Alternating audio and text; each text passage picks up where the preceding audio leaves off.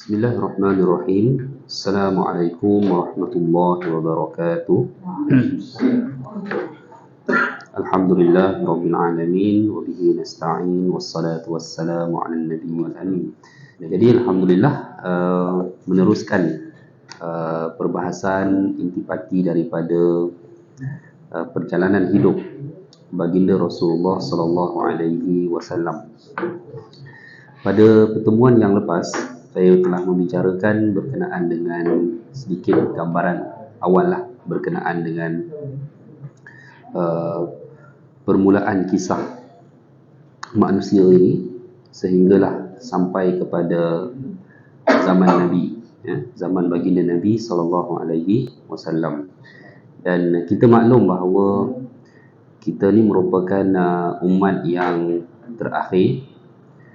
Daripada satu generasi besar umat, kita ni adalah generasi yang terakhir lah, ya.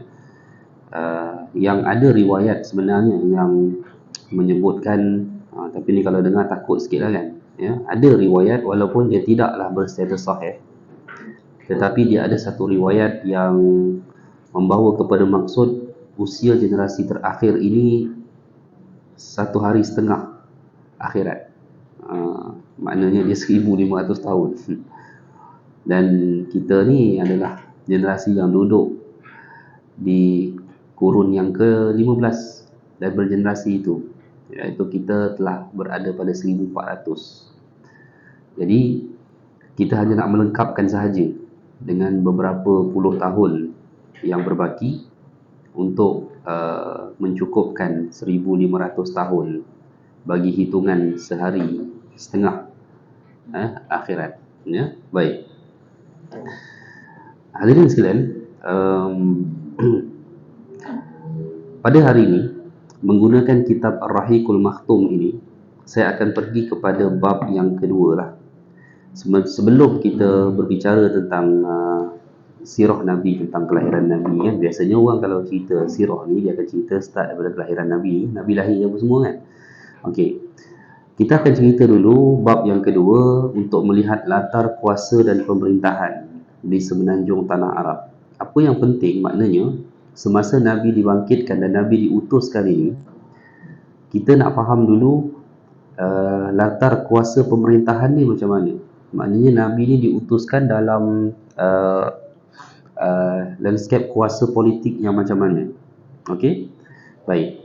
Yang pertamanya kita maklum, pada zaman Nabi diutuskan, dinasti empire kuasa dunia yang besar waktu itu ada dua, iaitu Rom dan Farsi. Okay, Rom dan Farsi. Farsi itu dia Majusi. Farsi itu di mana? Di Iran lah, di Iraq dan juga di Iran. Agamanya Majusi. Sebab itu ayah sahabat Salman Al-Farisi itu, ayah dia lah penyembah api, dia Majusi. Dan ayah dia adalah kontraktor yang buat rumah api untuk dijadikan sebagai rumah sembahan. Okey, yang kedua adalah Rom. Okey, Rom. Dan Rom itu adalah Rom Timur. Okey, Rom Timur yang mana pusat kuasanya waktu itu adalah di Istanbul ataupun dipanggil Konstantinopel waktu itu. Dia adalah Rom Timur yang mana dipanggil sebagai Eastern Roman Empire. Agamanya adalah Kristian Ortodoks. Maharaja dia adalah Heraklius di zaman Nabi. Saya tak tahu, tapi orang putih buat watak Hercules, tapi nama maharaja itu adalah Heraklius. Arab panggil Herakle. Dialah maharaja Rom Timur yang utuh empire-nya berdiri di Istanbul pada waktu Nabi berkuasa, ya. Dan empire itulah yang tumbang kepada Sultan Muhammad Al-Fatih tu pada 1453. Dan legasi kerajaan Rom itu diteruskan hingga ke hari ini, dan hari ini telah beralih tempat di Moskow, Rusia, ya. Dan dia jadi sebuah empire republik lah pada hari ini. Begitu. Tapi tak mustahil kalau Rusia dia boleh menang dalam operasi ketenteraan dia di Eropah yang sedang rancak sekarang, dan tu tak mustahil dia boleh membawa semula Rusia itu menjadi Kaisar Rom yang pernah ada di zaman Nabi dulu, ya. Sebab Nabi sebut dalam salah satu hadis tanda kiamat, Empire Rom tu wujud, ada. Nabi sebut memang salah satu empire yang memainkan watak utama dalam perjalanan akhir zaman ni adalah Empire Rom. Maknanya ada lah. Okay? Baik. Bagaimana dengan Arab? Arab ni pula masalah dia tak boleh bina empire beraja waktu itu. Sebab raja ni dia tak mungkin ramai. Dia mesti seorang. So masalah Arab di pada masa itu, dia tidak boleh memilih seorang untuk menjadi raja. Jadi Arab dia kekal dengan sistem kerajaan berkabilah. Maknanya kerajaan by district, daerah dia. Ini daerah Bani sekian, ini daerah Bani sekian. Maka ketua pemerintah dia adalah ketua kepada Bani tersebut. Benda ni menyebabkan Arab hilang daya saing. Walaupun sebenarnya boleh bersaing, kalau dihimpunkan semua kabilah boleh membentuk angkatan tentera yang hebat, boleh membentuk legasi ekonomi yang utuh, tapi disebabkan oleh cara mereka memerintah begitu, jadi menyebabkan akhirnya mereka hilang kekuatan. Macam contohlah kan, macam contoh kita ambil berapa negeri di Semenanjung, 12 negeri di Semenanjung, masing-masing pecah, masing-masing buat federal government sendiri. Jadi akan hilang lah kan kekuatan itu secara tidak langsung. Baik. Jadi Mekah ni dia memang kalau nak katalah pada zaman Nabi dilahirkan itu, dia tak ada apa sangat pun. Cuma dia terkenal dengan orang-orang Quraisy yang bijak berniaga, yang pandai berniaga. Itu je lah kebanggaan dia. Dan Mekah ni menjadi tempat persinggahan dan juga tempat orang menunaikan haji. Haji tu ada. Haji tu memang tak dinafikan. Sebab haji ni adalah amalan Nabi Ibrahim AS. Jadi Mekah ni pada waktu itu dia ada advantage daripada segi orang akan datang ziarah untuk ibadah, dan bangsa dia yang terkenal dengan perniagaan. So lebih daripada itu dia tak boleh berdaya saing lah. Baik. Sebab itu kalau tengok tak ada kerajaan yang nak bermusuh dengan Mekah waktu itu. Tak ada. Sebab bagi mereka tak ada kepentingan pun. Okey. Nak bermusuh dengan Mekah pun mereka bukan lawan lah, bukan pencabar pun pada waktu itu, ya. Baik. Dan kalau kita nak bandingkan dengan Yaman jauh lebih maju pada waktu itu daripada segi kuasa pemerintahan dia. Dan kalau kita kata Arab yang ada pada hari ini, dia ada asal usulnya daripada Yaman. Okey. Kalau kita pergi Afrika, Mesir ke Libya, Tunisia tu bukan Arab. Itu menjadi Arab. Okey. Dia menjadi Arab kerana dakwah. Arab Celup. Kerana dakwah, masuk Islam, bahasa tu pun sampai jadi Arab. Okey. Tetapi yang betul-betul Arab ni adalah semenanjung tanah Arab itu sampai ke Syam itu. Itulah yang dikatakan Arab. Baik. Jadi di Yaman, dia dulu ada satu negeri dia panggil Sabak. Pernah dengar kot? Ya.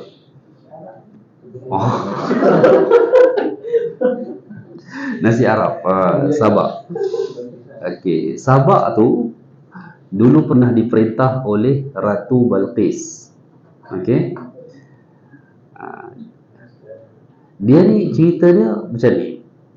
Antara keagungan kerajaan Nabi Allah Sulaiman. Okey, Nabi Sulaiman ni hidup bila? 900 tahun sebelum Nabi Isa. Maknanya sebelum Masihi. Okey. Allah anugerahkan kepada Nabi Sulaiman ni suatu keadaan yang pemimpin lain, penguasa lain tak akan dapat. dia boleh berinteraksi, baginda boleh berinteraksi dengan haiwan.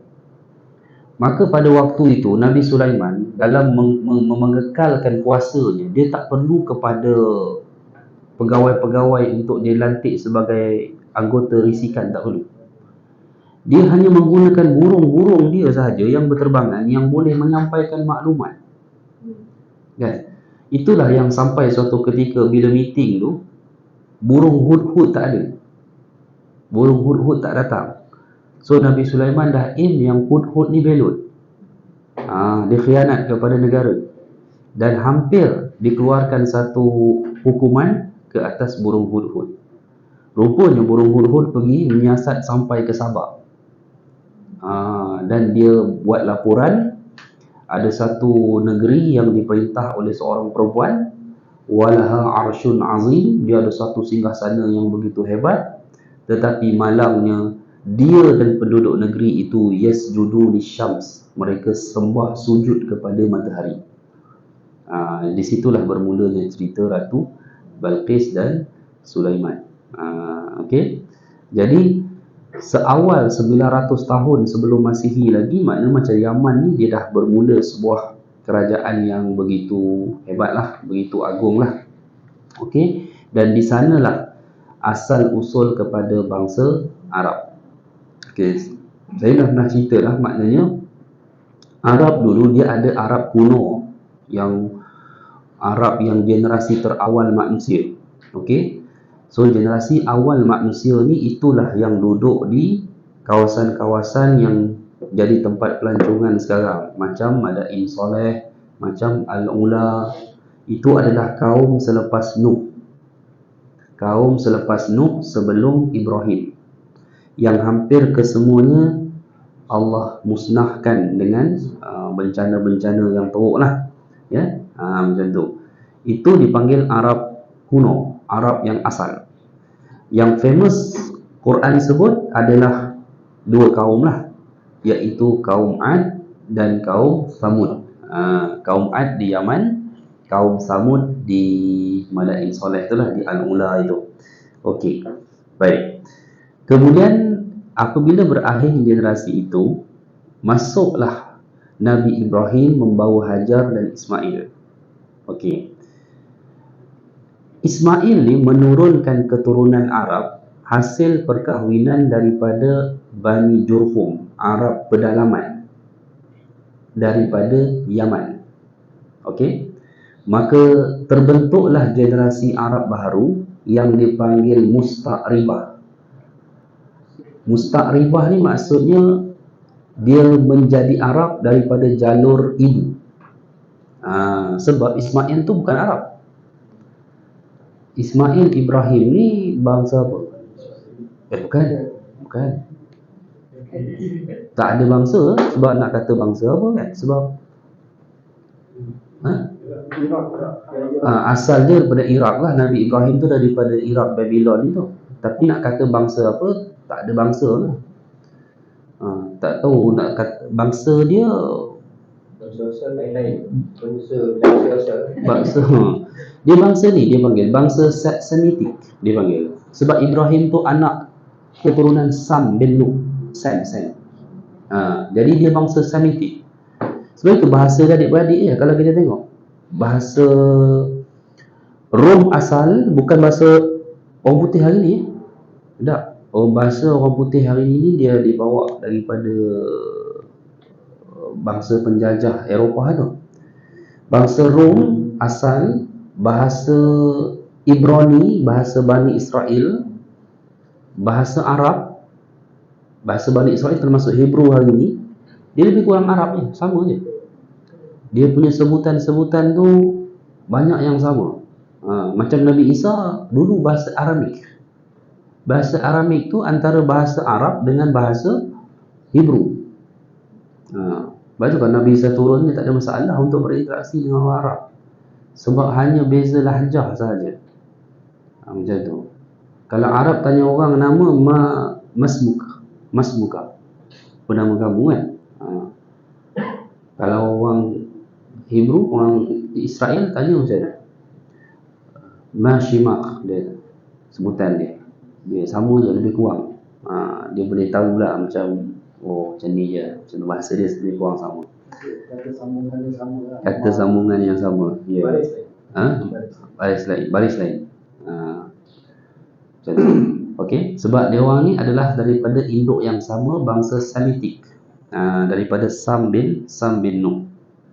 Okey. Baik. Jadi apabila Nabi Ibrahim bawa Hajar dan Ismail ditinggalkan di tanah Mekah, dan selepas daripada itu berlakulah perkahwinan, dan boleh kita katalah hampir seluruh bangsa Arab yang berada di tanah Arab, termasuk terutamanya di 7 buah Gulf country yang ada pada hari ini, adalah dari keturunan Ismail alaihi salam. Macam tu.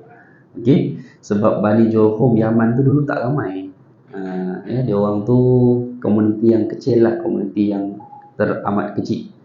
Ya, baik. Jadi kalau kita tengok Arab-Arab yang ada hari ini, termasuklah Arab siapa yang kita kenal macam keluarga Sa'ud itu, itu pun sebenarnya keturunan Ismail. Cuma dia bukan Quraisy lah. Bukan Quraisy, tapi dia keturunan Ismail alaihi salam. Okey, baik. So masa ada soalan. So masa Yaman, masa Nabi SAW dilahirkan, maknanya Yaman dah ada satu kerajaan yang hebatlah di tanah Arab. Kemudian Empire Rome itu di Istanbul, kemudian kerajaan Farsi yang bertempat di dulu nama lama dia adalah Kota Hira. Kota Hira. Farsi ni, saya nak cerita sikit Farsi lah. Kalau kita tengok Farsi hari ni, dia Iran lah, orang Iran. Okey. Farsi ni cerita dia macam ni. Farsi ni dia mula naik, Empire Farsi ni, dia bermula di mana? Okey, dia bermula pada sekitar tahun 500 tahun sebelum Masihi. Siapa yang hidup pada masa tu, 500 tahun sebelum Masihi tu? Seorang penguasa daripada bangsa Farsi, nama dia Cyrus the Great. Cyrus the Great. Ada tak dalam Quran Cyrus the Great? Ada. Quran memanggilnya dengan nama Zulkarnain. Dia lah. Okey. Dia agama apa? Agama Hanif. Agama Ibrahim alaihi salam. Okey. Maknanya dia bukan Bani Israel lah. Sebab dia orang Farsi. So dialah Cyrus the Great inilah, ataupun Zulkarnain, yang telah berjaya membina sebuah kerajaan Farsi, dan kerajaan dia terkenal dikelilingi dengan tembok-tembok yang begitu utuh di sebelah arah utara. Okey. Baik. Jadi ada siapa yang dah berjalan ke Iran? Iran ni makan sedap lah, memasak ada sedap. Cuma dia Syiah lah negara tu, Syiah Imamiyah. Dia Syiah Imamiyah ni, dia ada cara pemerintahan politik dia, mazhab dia sendiri. Sebab imamah, kepimpinan, rukun Islam yang ke-6. Kita rukun Islam berapa? 5 kan? Dia 6. Dia ada yang ke-6, imamah, kepimpinan. Kepimpinan itu harus ulama. Boleh bincang panjang lah kan? Jadi dia punya kriteria rukun iman ke-6 dia tu adalah imamah, tapi saya sebut ni jangan kait dengan parti Malaysia pula. Memang bunyinya kepimpinan ulama. Betul. Dia mesti letak ulama ke atas tu. Sebab tu kalau kita tengok Presiden Iran daripada zaman Ayatollah Khamenei, memang semua dia ulama Syiah. Dia tak boleh orang lain. Yang kalau kita tengok baru ni, dia pergi General Assembly punya United Nations kan. United Nations General Assembly tu, yang presiden ni kan ulama Syiah Imamiyah tu. Presiden Iran yang bercakap di Iran, bagi pihak Iran. Baik. Jadi Kalau kita tengok asal dia, asal kepada Farsi ini dia tak ada kaitan dengan Syiah pun, dia tak ada. Syiah ni bermula selepas zaman Nabi. Tapi kerajaan dia kerajaan yang hebat, dibina oleh Zulkarnain.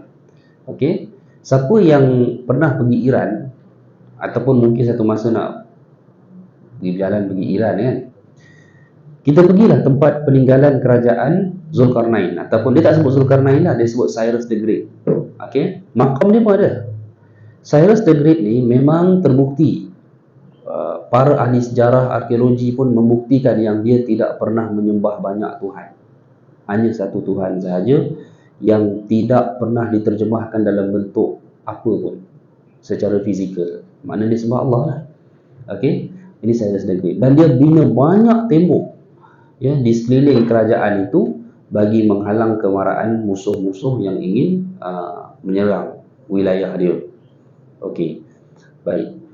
Dan dia menjadi seorang yang begitu hebat apabila dia berjaya menamatkan sebuah kerajaan bernama Babylon, yang dibina oleh ayah Namrud dulu, zaman Nabi Ibrahim. Okey, cuma malangnya, boleh saya ringkaskanlah ya. Saya ringkaskan, kerajaan Farsi yang dibina oleh Cyrus the Great atau Zulkarnain ini akhirnya berubah, dipegang oleh penguasa-penguasa yang menjadikan api sebagai sembahan mereka. Itulah yang akhirnya pada zaman Nabi dilahirkan, maknanya Farsi ni dia kerajaan dia Majusi. Tapi disebabkan oleh pengasasnya itu Zulkarnain yang tak sembah berhala, jadi sampai zaman Nabi pun dia tak sembah berhala, cuma dia sembah api. Macam tu. Okey, baik. Itu adalah kerajaan Farsi. Dan kerajaan Farsi ni dia habis, dia tumbang habislah pada zaman ketika mana Umar bin Khattab menjadi khalifah. Okey, baik. So ada soalan tak tentang latar belakang ni? Ya. Zulkarnain itu bukan salah seorang daripada Nabi. Dia macam ni, soalannya adakah Zulkarnain Nabi?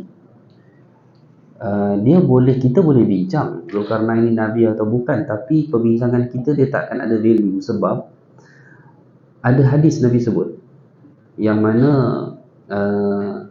aku tidak mengetahui, la adri anna Dzulqarnain nabiyyan kana amla. Maksudnya Nabi pernah sebut, aku tidak mengetahui sama ada Zulkarnain itu Nabi atau bukan. Jadi bila dah ada hadis yang macam tu, dah ada soalan dan Nabi pula dah jawab macam tu, so kajian kita takkan membawa apa-apa value lah. Sebab Nabi pun cakap begitu. Nabi sebut 3. Nabi sebut Zulkarnain, lepas tu Nabi sebut Tubba. Tubba ni raja Yaman tetapi menjadi Yahudi. Tapi Yahudi beriman lah. Maksudnya dia raja Yaman yang entah macam mana dia nak masuk agama kitab walaupun dia bukan Bani Israel. Dan dia memilih untuk beriman kepada Taurat. Tapi dia beriman. Dia juga Nabi kata, aku tak tahu sama ada dia Nabi ataupun bukan. Tapi kalau kita tengok hari ni Kaabah tu berselimut kan, dia lah punca. Sebab masa dia nak robohkan Kaabah, kerana dia tengok berhala banyak di Kaabah, pendeta Yahudi tu bagi tahu jangan, kerana tempat ini akan menjadi tempat seorang Nabi yang kami tunggu di akhir zaman nanti, kata pendeta Yahudi itu. Jadi dia kata kalau begitu binaan ni binaan yang agung lah, binaan yang suci. Pendeta tu kata ya. Dia kata kalau ini binaan yang agung, kenapa biarkan dia begini? Yalah dia break macam tu je kan. Saya ingat plaster pun tidak, jauh lagi nak di-skim. Jadi dia pun ambil selimut, dia pun cari kain yang mahal, diselimutkan binaan tu, kekal tradisi itu sampai ke hari ini. Itu cerita dia. Raja Tubba. Ada nama ni dalam Al-Quran. Okey. Dan yang ketiga yang Nabi sebut, tu yang 3 saya lupa lah siapa. Dia ada 3 nama Nabi sebut semua sekali, yang Nabi tak ketahui. Tak, nama 2 je. Yang ketiga tu pasal dosa. Pasal dosa, bukan pasal nama. Khidir Nabi tak pernah sebut. Khidir Nabi tak pernah sebut dia Nabi ke tidak ke apa. Dan Khidir ni seakan Nabi mengisyaratkan dia bukan manusia pun sebenarnya. Dia lebih kepada malaikat kalau ikut kepada kisah pertemuan tu lah. Macam tu. Okey? Okey, baik. Itu tak masuk dalam bicara kita. So,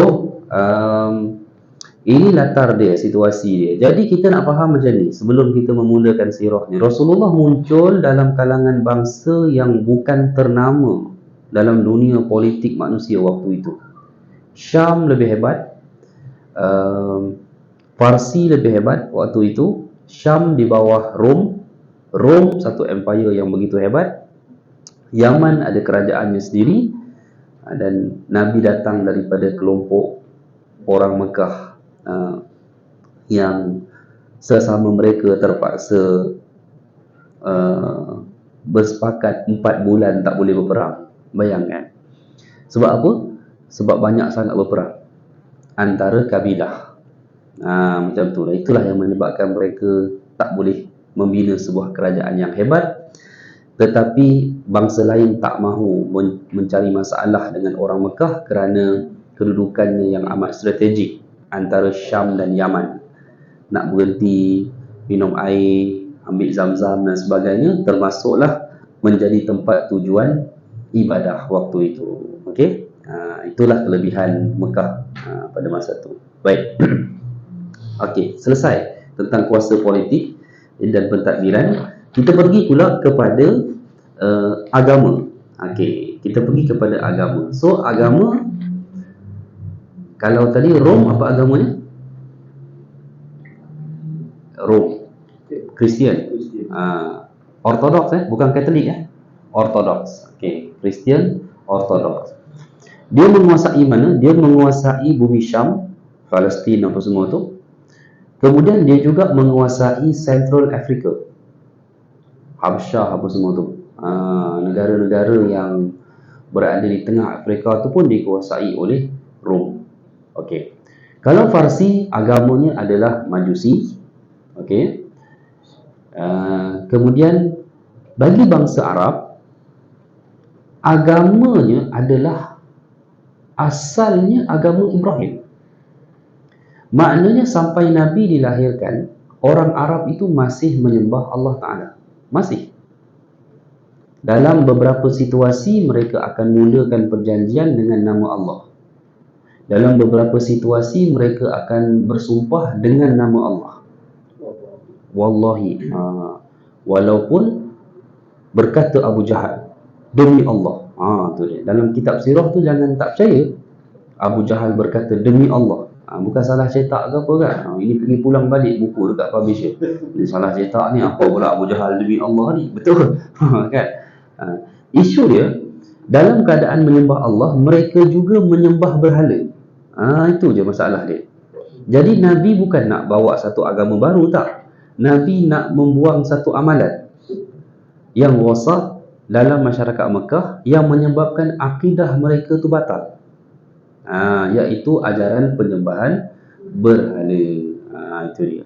So Nabi nak kembalikan balik, kerana dari segi akidah antara yang dibawa oleh Nabi dengan Nabi Ibrahim mana ada perbezaan? Tak ada.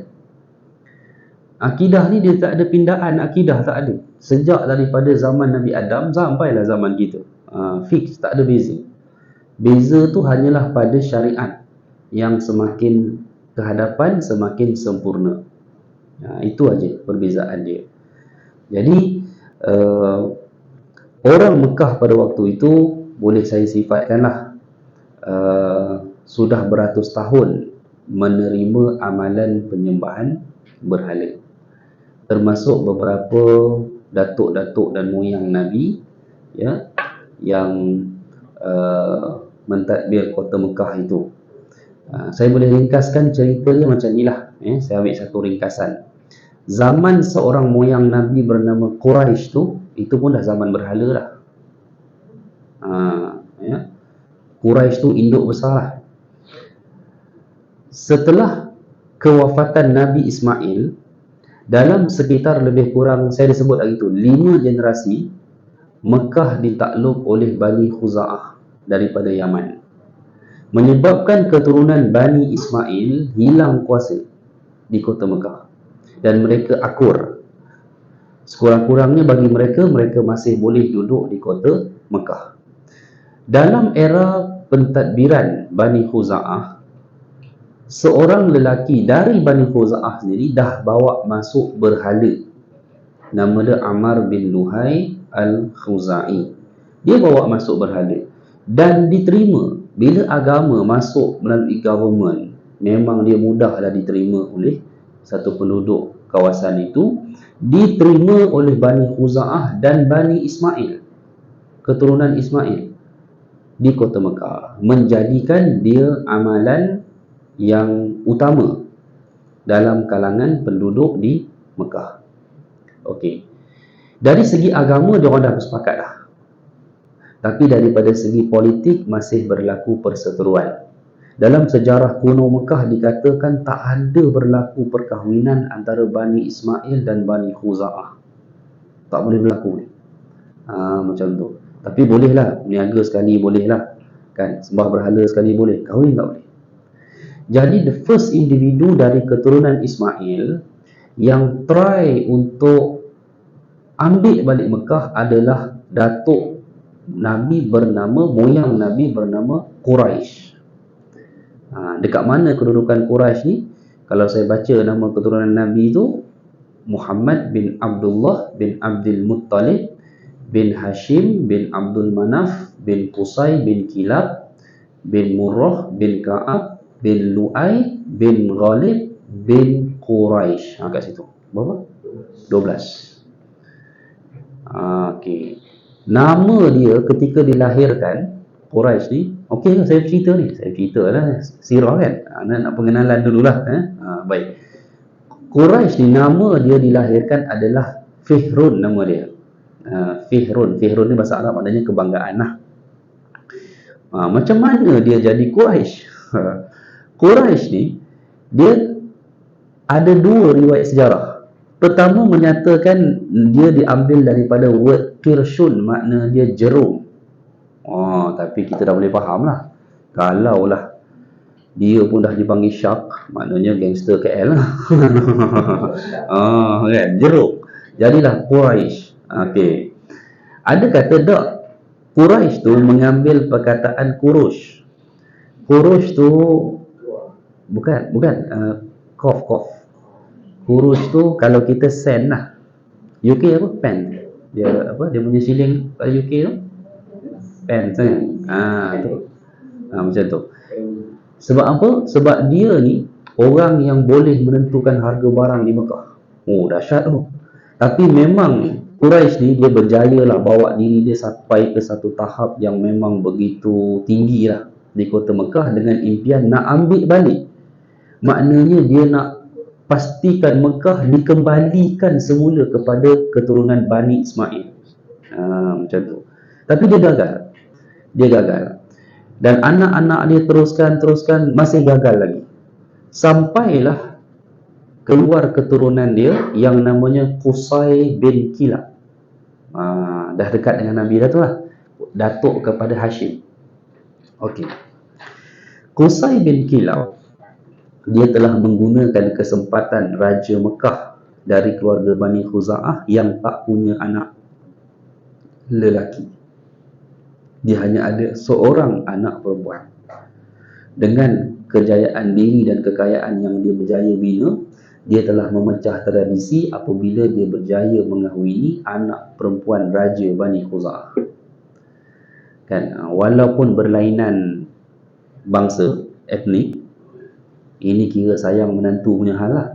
Maka dia telah menyerahkan jawatan Raja Mekah kepada Qusay bin Kilab. Inilah pertama kali kembali semula kepada keturunan Bani Ismail. Baik, apa berlaku? Konflik politik berdarah di kota Mekah apabila berlakunya civil war. Sebab Bani Khuza'ah tak puas hati. Macam mana boleh lepas macam tu saja, menantulah. Tapi isu dia tu Bani Ismail. Maka berlaku konflik berdarah. Cuma Allah lindungi kota Mekah. Konflik tu tak berpanjangan. Mereka akhirnya membuat keputusan untuk merujuk kepada zaman jahiliah, hakim ni siapa? Hakim adalah dukun paling senior. Jahiliah. Macam kita lah dulu lah, di zaman duduk, tak tahulah, tapi saya pernah lah besar di kampung kan. Kena besar di kampung ni, Tok Bomo kampung ni sangat dihormati. Kan, macam tu. So, macam tu kan. Jadi dia jumpa. Dia jumpa dukun ni. Dia minta dibicarakan kes ni. Tapi, iyalah, waktu tu dukun tu pun saya ingat sekolah juga lah kot. Sebab dia punya keputusan tu nampak waras. Dia kata kita balik kepada fakta sejarah lah, kita kata kan. Dia kata, asal kota Mekah ni siapa yang buka? Dia kata, kau tanyalah setiap manusia yang ada di inci seluruh tanah di muka bumi. Semua mereka tahu dia dibuka oleh datukku Ismail bin Ibrahim alaihi salam. Kata Qusay bin Kilab. Maka dengan itu keputusan terus dicapai.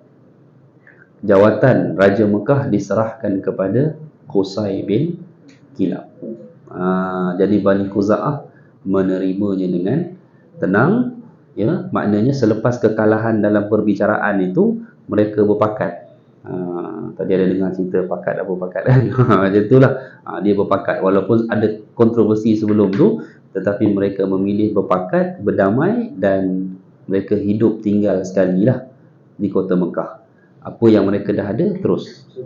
Berapa tahun? 100 tahun daripada pembukaan Nabi Ismail tu. Dari Mekah sehingga buka balik Madinah. Lebih 1000 tahun. Lama. Sebab Nabi Ismail ni lama. Nabi Ismail dengan Rasulullah hampir lebih 2000 tahun tempoh dia. Sanusi kata Kedah tu dirinya betul lah tu. Berapa ratus tahun je betul. Siapa punya? Kedah. Kedah Kedah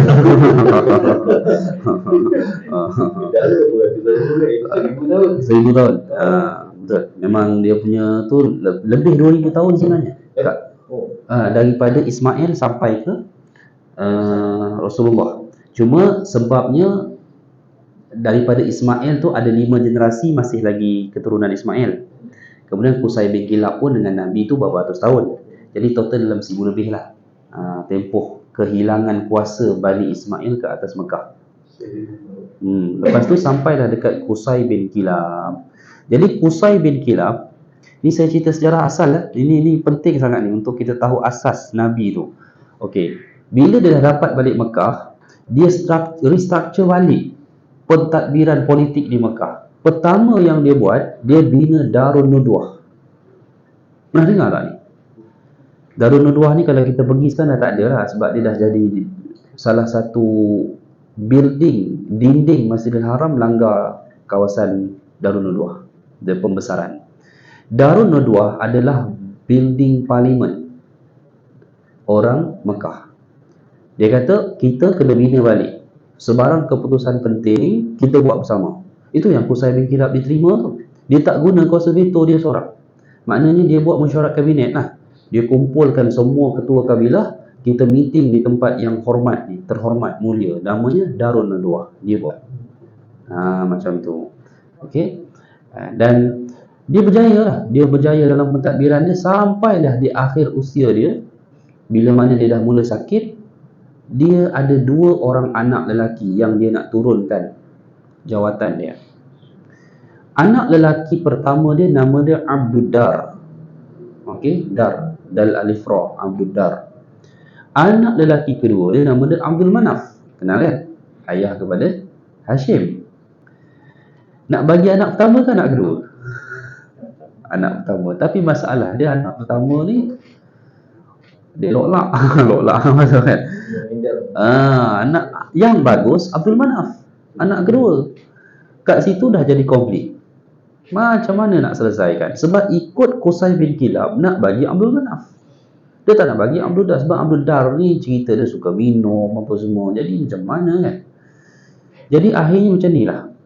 Terpaksa dipecahkan dua kuasa. Pemilikan Kaabah dan Darun Nadwah, bangunan parlimen itu diserahkan kepada anak sulung Abdul Dar. Adapun pemilikan operasi, iaitu pertamanya adalah berkait dengan jemaah haji. Haji zaman tu lah. Okay? Dan yang keduanya minuman dan makanan. Hari ini jadi Kementerian Keterjaminan Makanan. Nak pastikan air cukup, gandum cukup, makanan cukup, diserahkan kepada Abdul Manaf. Tapi bijak Qusay bin Kilab, bab operasi dia serah kepada orang yang boleh harap. Dia tak serah terbalik. Sebab apa? Abdul Dar bagi building dia suka. Sebab apa? Dia lebih dapat harta, okey lah. Tapi bab pengurusan dia bagi kepada Abdul Manaf. Sebab itu Hashim, anak Abdul Manaf, sangat dihormati dan disegani sebab dia adalah orang yang membawa kepada sistem haji dan juga kita panggil apa ya, industri makanan di Mekah ni mencapai satu tahap kemuncak yang paling baik lah. Yang orang semua kagum sangat dengan Hashim sampai terbentuklah klan atas nama dia, Bani Hashim, yang tak bertukar sehingga ke hari ini. Sampai ke Jordan tu pun masih lagi Hashimite Kingdom of Jordan. Maknanya dia tak bertukar bani lain lah, masih lagi Bani Hashim. Macam tu. Okey. Apa jadi Abdul Dar tadi? Abdul Dar tadi, dia pun akhirnya meninggal, turun ke anak-anak. Sampai di zaman Nabi, ni zaman Nabi dah ada lah. Ada seorang penduduk Mekah, nama dia Hakim bin Hizam, nama dia. Ini nama penting. Akhirnya dia jadi sahabat, Hakim bin Hizam ni. Hakim bin Hizam ni, dia telah menggunakan kecerdikan dia. Dia kata, macam mana aku nak dapat Darun Nadwah ni? Dia parlimen tapi dia punya ownership tu personal individu. Jadi dia ajak satu orang keturunan Abdul Dar tadi yang mewarisi daripada ayah dia pergi minum. Dia belanjanya minum arak lah. Lepas tu tak tahulah dia letak apa entah gamaknya dalam botol arak tu. Sampai orang kawan tu mabuk dia lain macam. Yang dia tak berapa mabuk. Ketika kawan tu tengah mabuk, dia buat apa? Dia sebut, sudikah engkau menjual Darun Nadwah ini kepada aku? Tengah mabuk-mabuk ni. Dia kata, apa harga yang engkau ingin bayar? Dia kata, tambahan sebotol arak yang sedang kau minum. Itulah harganya. Dia kata, aku menjual. Dia beli. Jadi headline berita ni di kota Mekah pada waktu itu, pemilik baru Darun Nadwah Hakim bin Hizam dibeli dengan harga sebotol arak. Itu dia. Sampai orang Mekah, netizen Mekah masa tu buat komen, mujurlah Baitullah itu ada pemiliknya, iaitu Allah Ta'ala. Kalau tak, Baitullah pun terjual. Gitu. Sejak peristiwa itu, keturunan Abdul Dar hilang ownership dan hilang sanjungan. Tamatlah, boleh kata legasi dia tamatlah di kota Mekah itu. Maka orang mula melihat kepada Hashim, macam itulah, daripada keturunan Hashim, macam tu. Dan akhirnya sepakat penduduk Mekah mencabut hak Baitullah daripada keturunan Abdul Dar, pun diserahkan kepada keturunan Hashim. Gitu. Cuma Hashim ni kadang-kadang rezekinya begitulah, orang hebat umur tak panjang pula kan. Hashim ni meninggal di Madinah masa dia dalam perjalanan nak pergi ke Syam. Isteri Hashim orang Madinah, Bani Najjar. Sebab itu masa Nabi hijrah ke Madinah, Nabi cari kabilah Bani Najjar. Nabi kata, ini keluarga nenekku, kata Nabi kan. Baik. Jadi Hashim dah meninggal di Madinah pula tu. Maka balunya, isterinya pilih terus tinggal di Madinah lah. Dah family kat Madinah. Masa Hashim meninggal, isterinya itu hamil. Beranak lah, ayah tak ada. Lahir anak. Adik kepada Hashim di Mekah namanya Muttalib bin Abdul Manaf. Hashim bin Abdul Manaf kan, bin Qusay bin Kilab. Ini adik dia Muttalib nama dia. Bukan Abdul Muttalib, Muttalib orang lain. Muttalib bin Abdul Manaf, bin Qusay bin Kilab. Dia dapat tahu bahawa abangnya Hashim ketika meninggal, isterinya itu, kakak iparnya itu hamil dan dah lahir. Dia pun pergilah ke Madinah cari, jumpa-jumpalah, kenal lah kakak ipar sendiri kan. Dia pun perkenalkanlah, inilah anak saudaramu, apa semua. Lepas tu dia kata sudah menjadi tradisi orang Arab, apabila seorang anak dilahirkan tanpa bapanya, maka tanggungjawab membesarkannya harus diserahkan kepada adik-beradik lelaki keluarga ayah. Sebab tu faraid tu dah jadi macam tu. Hukum faraid kan, nampak macam tu kan, macam tu. Dan dia kata aku sangat berkenan kepada anak saudaraku ini. Dia kata kerana apa? Kerana rambutnya putih. Dia budak tapi lahir rambut putih. Maka ku namakan dia sebagai Syaibah. Yang bagi nama pun waktu itu apa nama? Muttalib. Syaibah tu maksudnya Syaibun uban. Dia tak tahu setiap Arab dia memang ada budak yang lahir kecil rambut putih. Kita yang uban awal tu nyakit tak? Dia sebelum bukan sebelum dia dia awal 30 dia dah putih semua kan. Ini tak, dia kecil dia putih. Tapi menurut kepercayaan orang Arab, itu tanda budak tu umur panjang. Jadi dia namakan Syaibah. Jadi dia minta izin lah nak bawa balik Mekah. Dia nak besarkan anak ni dan dia nak jadikan satu orang yang berkedudukan tinggi di kota Mekah. Mak dia pula kata, balu kepada Hashim, kata kau tanya je dia. Dia kata kalau dia nak ikut, aku rela. Sebab dia kata aku tahu engkau akan serahkan kepada mana-mana pedagang untuk dia singgah di Madinah. Aku tak ada masalah untuk jumpa dia pun. Dia yakin lah benda tu kan. Syaibah ni pula, anak Hashim ni terus nak ikut. Walaupun tak kenal kan, terus nak ikut pak saudara dia ni, Muttalib. Muttalib ni memang kaya. Dia ni kalau balik berdagang ataupun keluar ke kota Mekah, balik musafir, hampir dia tak balik dengan seorang hamba yang dia beli. Balik je beli hamba. Meniaga orang zaman tu memang untung. Balik je beli hamba, jual. Jadi dia balik daripada Madinah, bawa budak kecil. Orang tengok, dia kata Muttalib. Balik mesti bawa hamba. Maka orang panggil lah budak tu hamba Muttalib. Bahasa Arab panggil apa? Abdul Muttalib. Kenal siapa budak tu? Itulah Abdul Muttalib. Itulah dia dapat nama Abdul Muttalib. Ya, maknanya pak saudara dia Muttalib marah. Dia kata ni bukan hamba, ini anak Hashim. Dia kata kan. Tapi dia pula suka dipanggil Abdul Muttalib.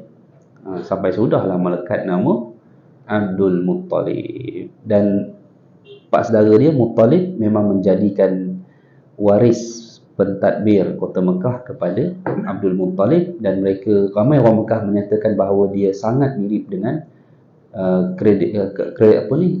orang kata karakter ayah dia, Hashim. Dan sebab itulah akhirnya seluruh pentadbiran Mekah diserahkan kepada Abdul Muttalib. Okey, jadi membesarlah Abdul Muttalib menjadi seorang pentadbir Mekah apa semua. Dan hadirin sekalian, semasa Abdul Muttalib menjadi penguasa di Mekah, dialah yang telah mendapat mimpi yang mana Mekah ni sebenarnya ada sebuah telaga Zamzam. Mana pergi Zamzam selama ni? Ingat tak saya cerita dulu? Dia telah dikambus ketika Bani Khuza'ah lebih 1000 tahun dulu serang kota Mekah. Mana orang Mekah kata daripada kita tak dapat, biar sama-sama tak dapat. Dia orang dah tahu kalau Bani Khuza'ah menang, dia akan minta kita serah semua emas-emas kita, harta-harta kita. Emas semua orang Quraisy, masa tu belum Quraisy lah, Bani Ismail, lempar dalam telaga Zamzam. Lepas tu dikambus, ditutup, hilang terus telaga tu. Kira tak ada lah. Ribuan tahun tak ditemui lah. Lebih 1000 tahun.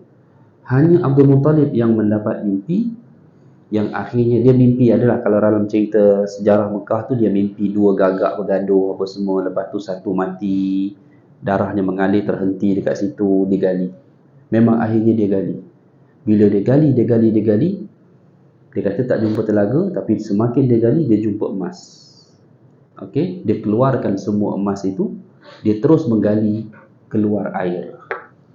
Itulah kembali ditemui telaga Zamzam. Air compare dengan emas di Mekah waktu tu air jauh lebih berharga. Maka Abdul Muttalib telah buat keputusan, emas-emas ini akan ku cairkan ke semuanya, tidak akan aku ambil sedikit pun, melainkan akan ku saluti pintu Kaabah. Kekal tradisi itu sampai ke hari ini. Pintu Kaabah emas kan? Emas betul tu. Jangan pandai-pandai kikis pula nanti. Kan? Pergi doa bawa pahat. Tapi mas tu mas original dia Ori. masa during Abdul Talib tu. Ya. Tak, dah barulah. Pintu tak tahulah kalau dia cair-cairkan terus kan. Lama sampai lama. Dasar dia di situ. Itulah sejarah dia. Disaluti pintu Kaabah dengan emas. Macam tu. Sebab Abdul Muttalib dah dapat benda yang paling berharga, iaitu air Zamzam tu, telaga Zamzam tu. Dan dia lah ownership dia, pemilik dia. Dan memanglah akhirnya memang Abdul Muttalib ditabalkan sebagai Raja Mekah betul. Dah tak ada orang dah nak challenge dia. Tapi malangnya pada waktu itu, dia hanya ada seorang sahaja anak lelaki. Dan malulah. Kan apa ni kan, seorang Raja Mekah tapi anak lelakinya seorang. Dia pernah bernazar. Sebab itu nazar dalam Islam, hukum nazar dalam Islam sebenarnya makruh. Tak ramai orang tahu. Tetapi melaksanakan nazar itu mendapat pahala lah, kerana nazar Islam tetapkan mesti perkara yang taqarrub ilallah, mendekatkan diri kepada Allah. Tetapi berhukum bernazar makruh. Sebab itu sebaiknya dia tak payah menazar. Kalau saya dapat sekian, saya akan buat sekian. Tak payah. Maksudnya buat je terus, lagi bagus. Hajat terus, buat terus. Ni atas sebab apa? Tak ada apa, bukan nazar, bukan apa. Cuma minggu depan ada keputusan tender ni. Macam tu lah. Jadi saya buat makan-makan dululah. Selalu kalau dapat tender baru buat makan. Ada ni sebab dah pergi kuliah. Kan? Jadi lepas duk jamu orang apa semua tu, doa dengan kebaikan itu, dengan keberkatan, mudah-mudahan saya jamu orang hari ni, saya menang lah. Begitu, menang betul lah. Contohlah macam tu. Jadi Abdul Muttalib dia bernazar, kalau Allah kurniakan dia 10 orang anak lelaki, ya, maka dia bernazar, ya, pada waktu itu aku akan menyembelih salah seorangnya untuk Allah Azza wa Jalla. Dia pernah sebut. Dia ingat tak? Dia lupa. Sama je macam Ibrahim. Kan Nabi Ibrahim pernah sebut benda yang sama. Kan lama tak ada anak kan? Dapat Ismail. Orang tanya, antara Ismail dengan Allah, mana engkau lebih kasihi? Kalau Allah suruh aku sembelih anaknya, aku akan sembelih. Itu yang Allah uji lah. Lepas tu kita jangan sebut benda-benda macam ni dalam hidup kita. Jangan-jangan. Sebab Allah uji nanti satu masa. Tapi kenapa orang kata, kenapa Abdul Muttalib sebut macam tu? Zaman jahiliah, hadirin sekalian. Kita macam mana pun kita kena akui zaman tu adalah zaman jahiliah. Agama dah jauh daripada orang-orang Mekah. Ditakdirkan hari mati Allah sekalian, dapat 10 orang anak lelaki. Walaupun kita hanya kenal anak Abdul Muttalib ni 4 orang saja. Kan? Yang famous. Siapa dia? Abu Jahal bukan anak Abu Lahab, Abu Talib, Abdullah ayah Nabi, Abbas. Abdullah kita tolak dulu. So ada 4 orang yang sempat zaman kenabian. Kita ambil yang Islam dulu lah. Islam, Abbas dan Hamzah. Betul? Yang tak Islam, Abu Talib dan Abu Lahab.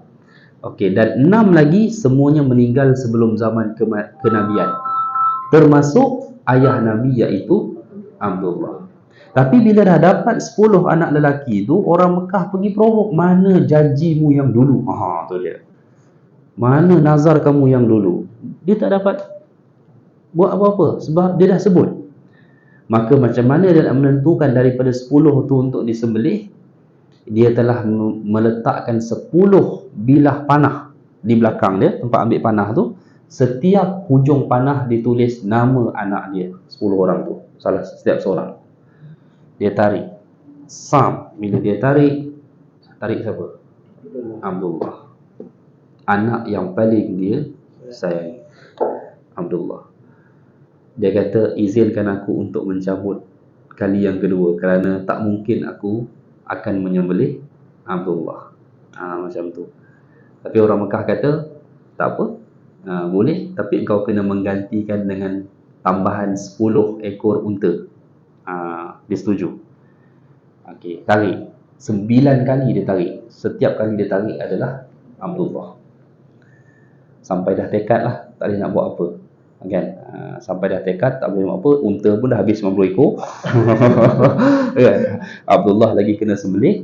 Akhirnya orang Mekah sepakat beginilah, dia kata, kami pun sebenarnya tak mahulah orang-orang mengatakan raja kami menyembelih anaknya sendiri kan. Beginilah, buatlah cabutan terakhir sebagai syarat untuk melengkapkan 100 ekor unta, dan tak perlulah engkau menyembelih mana-mana anak, cukuplah engkau melakukan hidangan sembelihan 100 ekor unta untuk penduduk Mekah sebagai kafarah kepada nazar kamu itu. Dia pun tarik, keluar Abdullah juga. Tapi tak disembelih lah. Mana makam sah lah orang Mekah pada waktu itu. Sebab itulah munculnya sebuah hadis, Nabi kata, ana ibnu zabihain, aku merupakan anak kepada 2 orang yang hampir disembelih, kata Nabi. Iaitu pertamanya Ismail, keduanya ayah Nabi sendiri, iaitu Abdullah. Itulah kisahnya, hadirin sekalian. Baik. Jadi inilah kisah permulaan lah yang saya bawa, insya-Allah. Jadi nasi Arab unta je lah. tak. Baik. Saya nak cerita sejak sirah ni. Saya memang kena cerita daripada awal begini, sebab dia akan nampak cerita nanti akan datang, kita akan nampak lebih jelas kenapa bila kita faham cerita peringkat awal ni. Jadi hadirin sekalian, ini saya kisahkan untuk hari ini. Jadi insya-Allah dalam pertemuan kita nanti bulan hadapan, kita akan masuklah berkenaan dengan, kita dah boleh mula kelahiran Nabi tu. Macam mana Nabi membesar, zaman kanak-kanak apa semua. Sebahagiannya kita ada ceritalah pada peringkat awal pertemuan, melihat bagaimana sifat keusahawanan yang berkait dengan Rasulullah itu, akan ada balik rangkuman cerita-cerita itu dalam perjalanan sirah ini. Jadi mudah-mudahan insya-Allah Allah beri kita pertambahan ilmu dan kebaikan, menerusi hasil kita mentelaah perjalanan hidup insan yang paling mulia di sisi Allah Ta'ala, iaitu Nabi kita Muhammad sallallahu alaihi wasallam. Wallahu a'lam. Insya-Allah.